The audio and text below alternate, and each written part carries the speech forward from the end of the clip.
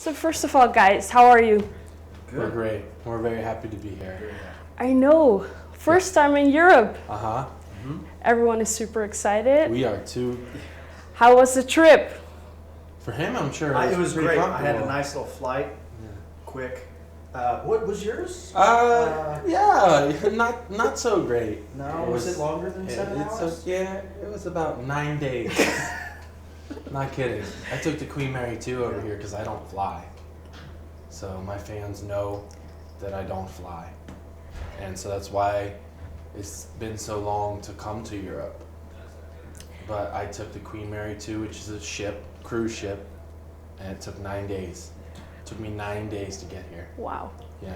But why this time the decision to take the boat? Well, because the fan base here has just grown and grown and grown and gotten so strong over the years that it's to a point where it's just kind of unavoidable to come, necessary to come. And also to, in the past, I had kind of put my career in the hands of other people that sort of didn't feel it was that important for us enough, I guess, to book a boat for me to come over. And so with the reformation of the new lineup of the band, I've also restructured everybody that I work with on the inside, and I have just taken the reins myself for the most part to make it a point to get here for our fans. Yeah. It's only because of our fans are we here. We wouldn't try to come here and build a fan base just because of the effort that would take.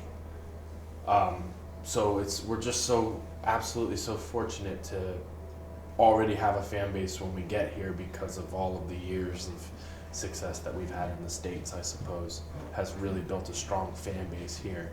And we're just blown away by it and just nothing but grateful for it.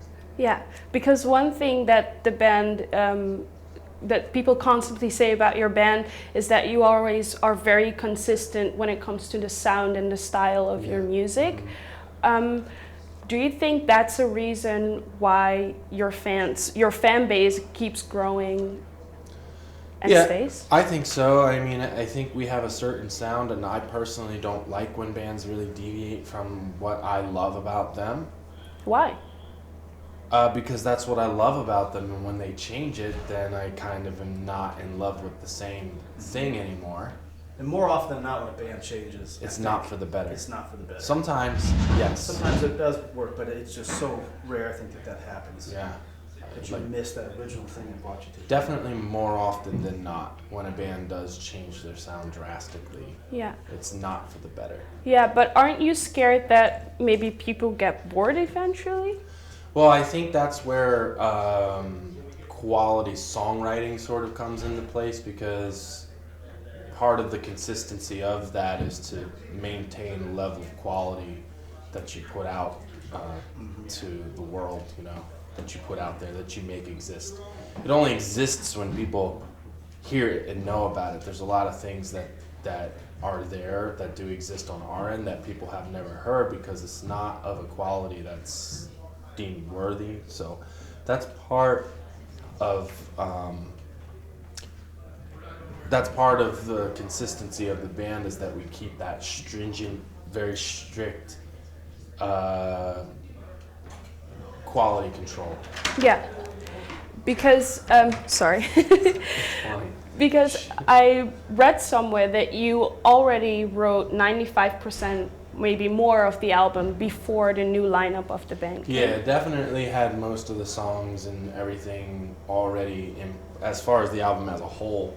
But Jasen contributed the intro and the outro, and we collectively wrote a song together, like in the room. Well, I had like the acoustic. Remember, I played the acoustic version of it, and then we like put it together, like added a riff, added the little bells and whistles and stuff, and then we did that with a couple of songs on the album. Jasen, why do you think you and Benjamin work so well together? I think we were influenced by a lot of the same things growing up, first of all. And I think we think a lot of the same things suck. Yes. Yeah. There's a lot of things we don't like that are in common. Yeah, it's not you get along with people and write best with people not when you like the same things, but when you think the same things suck. That's really the Because key. you'll know when not to head down the wrong direction. You'll know when not to this just doesn't feel natural, whatever. I don't know, but it was a real organic, comfortable friendship started there. Oh yeah. Could you give an example of something that you both think sucks? Yeah. Rush. Rush. You just said it in a sentence. Yeah. See, I mean, You know, just we're probably- right connected right there. So. We may get some hate for it, but that's just where we stand. Yeah. What appeals to I the don't fan base, care. I don't it care just about the doesn't- hate that I get for it, because for as much as I hate Rush, I love Nirvana. Mhm. So hate me all you want. I love Nirvana and I don't like Rush. Funny, because I heard somewhere that the person who influenced you to make music was Michael Jackson. Well, Michael Jackson was the first person that I tried to be like and like emulate and like sing like, right? So I was like in the 80s, I would sing Michael Jackson songs and Queen songs all the time. And then in the 90s, when Nirvana came out, I started to get a little older and started to be more sort of angstish and dark. Like almost every teenager goes through that phase. And so Nirvana kind of came and took everything over, and that's when I started to play guitar and sing and that together. But Michael Jackson was definitely the first, musician, I guess, or artist. Michael Jackson was the first artist that I tried to be like and tried to dance and sing and all that. And for you, who was that person for you? Or maybe Michael Jackson was up there for me. I was a big Genesis and Phil Collins fan growing up. That was the first concert I ever went to, and I think I just always thought he's an amazing songwriter. So a lot of things there started there for me. But then when it got to the '90s, in addition to Nirvana, I think the Seattle scene for us was pretty big as a whole. But then 9 Inch Nails, Trent Reznor was still is a huge influence on me. But there are a lot of great musicians. I think, ironically, the ones that influenced me back then are probably still around today because they're that good.